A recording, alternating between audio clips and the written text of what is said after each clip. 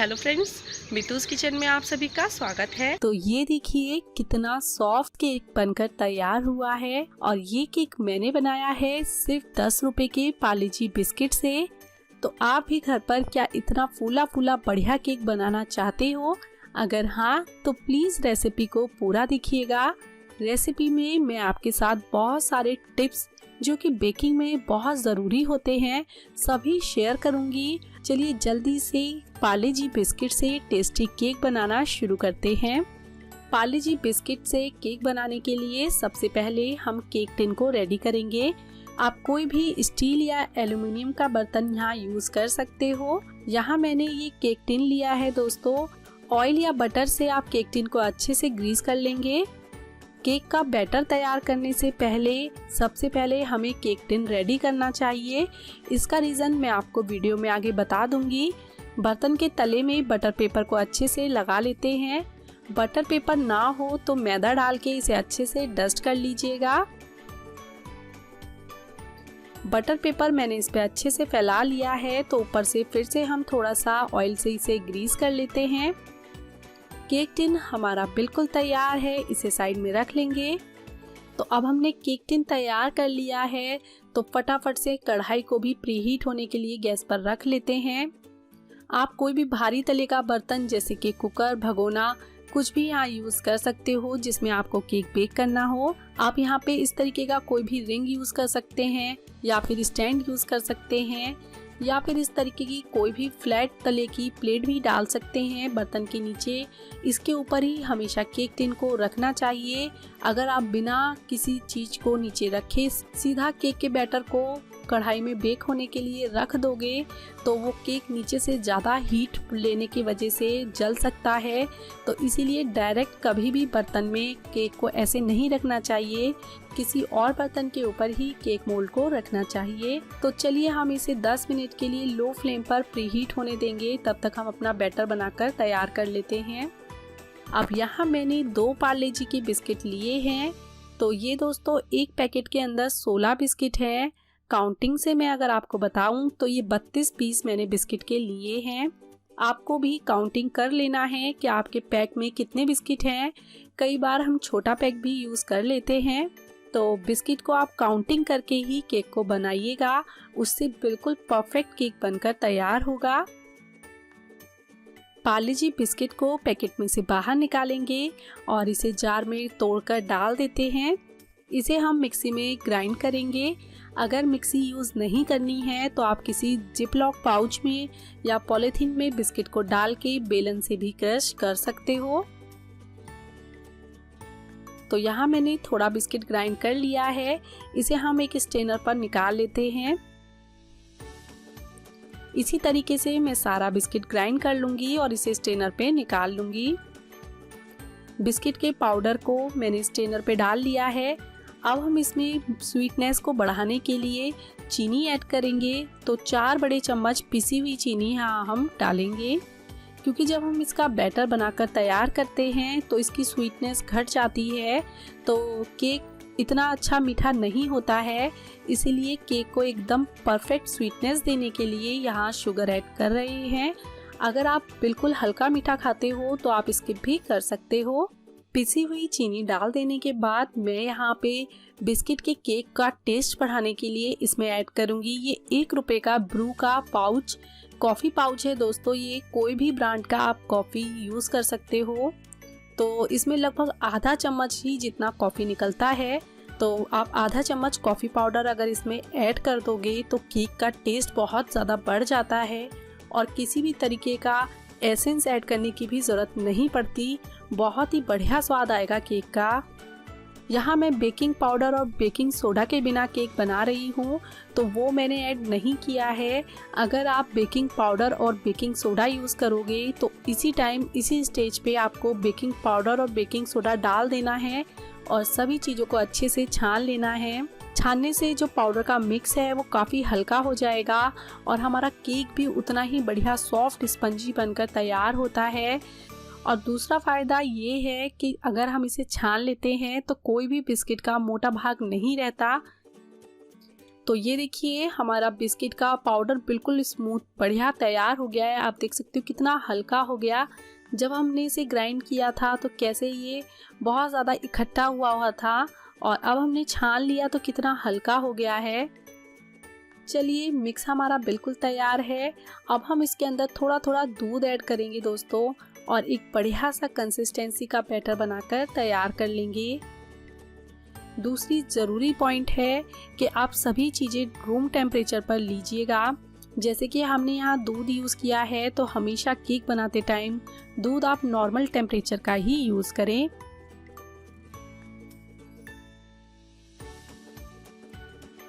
यहाँ हम इसके अंदर 2 बड़े चम्मच ऑयल डाल देंगे। ये मैंने अनफ्लेवर्ड ऑयल का यूज़ किया है। केक बनाते टाइम हमेशा अनफ्लेवर्ड ऑयल का ही इस्तेमाल करना है। फ्लेवर वाले ऑयल जैसे कि तिल का तेल, मूंगफली का तेल या फिर सरसों का तेल आपको कभी भी यूज़ नहीं करना है।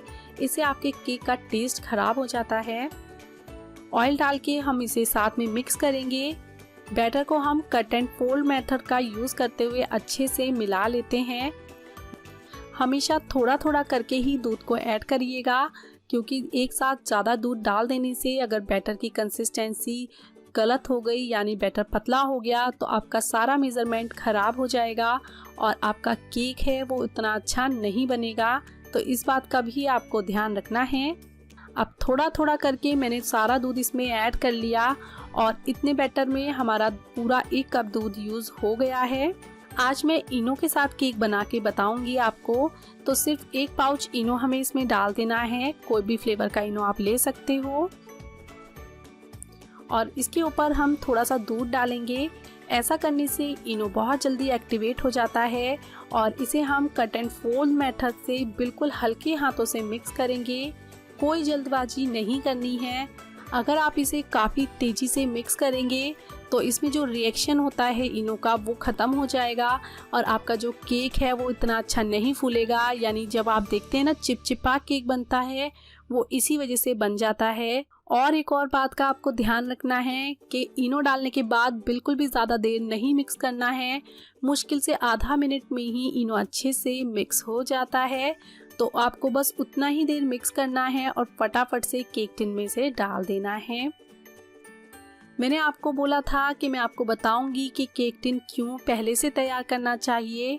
तो यही वजह है दोस्तों कि जो भी हम यूज़ करते हैं यानी इनो या बेकिंग पाउडर और बेकिंग सोडा, जब हमारा ये लिक्विड चीज़ों के साथ चला जाता है तो फिर इसमें जो रिएक्शन होता है वो अगर आप बहुत ज़्यादा देर उसे रखा हुआ छोड़ दोगे तो आपका केक बिल्कुल नहीं फूलता।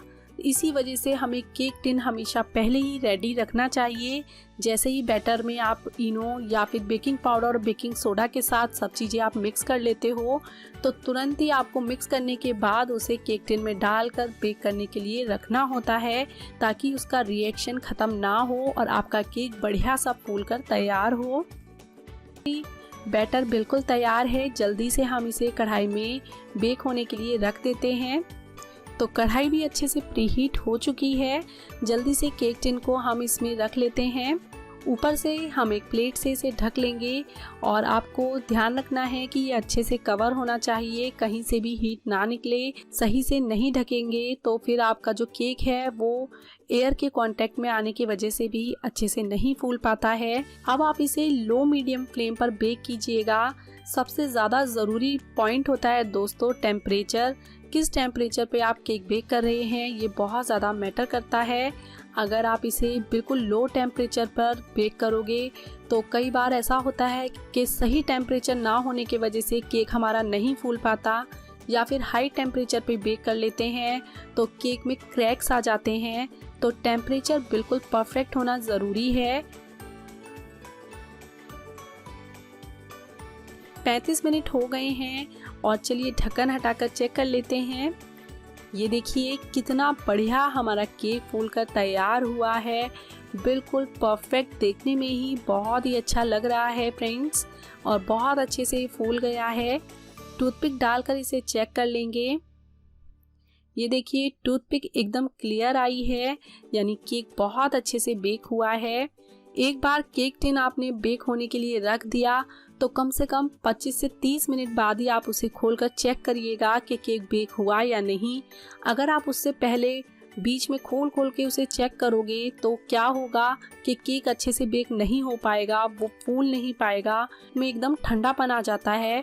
उस वजह से हमारा फूला हुआ केक भी बैठ जाता है, यानी जितना केक फूलना शुरू हुआ है वो भी बैठ जाएगा। तो शुरू में आप कभी भी ढक्कन मत हटाइएगा। तो चलिए केक हमारा तैयार है, इसे कढ़ाई में से निकाल लेंगे और इसे ठंडा होने के लिए रख लेते हैं। ये देखिए केक ठंडा हो गया है। अब एक और ज़रूरी पॉइंट बताऊंगी।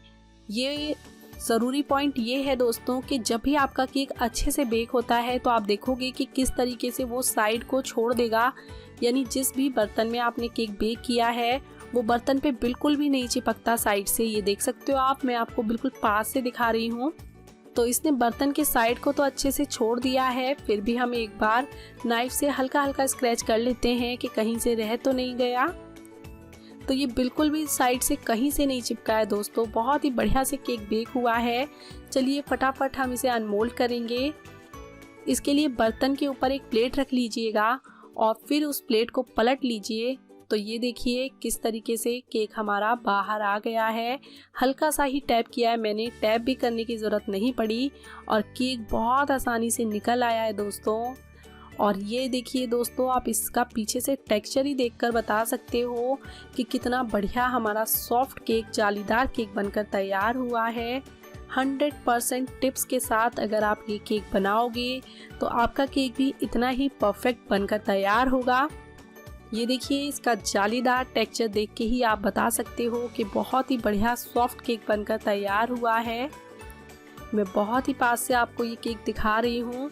चलिए फ्रेंड्स, इसे हम कट कर देख लेते हैं। और ये देखिए कितना बढ़िया सॉफ्ट स्पंजी केक बना है फ्रेंड्स। ये बहुत ही अच्छा सॉफ्ट मॉइस्ट केक है। इस केक से आप आइसिंग भी बहुत आसानी से कर सकते हो और इसे आप डेकोरेट कर बर्थडे केक में या फिर एनिवर्सरी केक भी इसी केक रेसिपी के साथ बना सकते हो। मात्र हमारा 10 रुपये से बना हुआ ये टेस्टी केक, जो कि बहुत ही लाजवाब लगता है खाने में दोस्तों, आप अपने घर पर ज़रूर बनाइएगा। आपको केक बेक करने में जो भी प्रॉब्लम आ सकती हैं वो सभी मैंने आपके साथ शेयर कर दी है। अगर आपको लगता है कि कोई और क्वेश्चन आपके पास है तो प्लीज़ कमेंट सेक्शन में कमेंट करके ज़रूर पूछिएगा। मैं सारे कमेंट का रिप्लाई ज़रूर करूँगी। और फ्रेंड्स, अगर आप मितुस किचन पर पहली बार आए हो तो प्लीज़ चैनल को सब्सक्राइब कर लीजिएगा ताकि नए वीडियो के नोटिफिकेशन भी आपको बहुत आसानी से मिल सकें। तो उम्मीद है अगली बार जब आप केक बनाएंगे तो ये रेसिपी ज़रूर ट्राई करेंगे और आपकी रेसिपी कैसी बनी मुझे कमेंट करके भी ज़रूर बताएंगे। तो चलिए मिलते हैं अगली रेसिपी में, तब तक के लिए बाय।